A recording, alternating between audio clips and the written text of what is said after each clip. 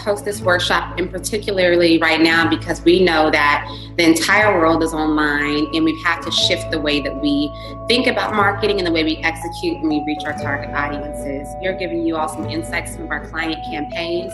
And this is our entire group report from all of our clients across the board.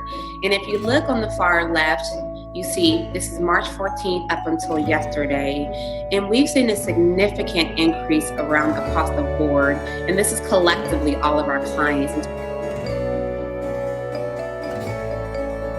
And then here you want to look at your content strategy. And so the content strategy, you can kind of ask yourself these questions. I didn't put this in here, but for those of you who've been in our workshops before, I live by the 40-40-20 rule.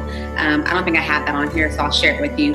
40% engaging content, 40% informative content, and 20% branding content.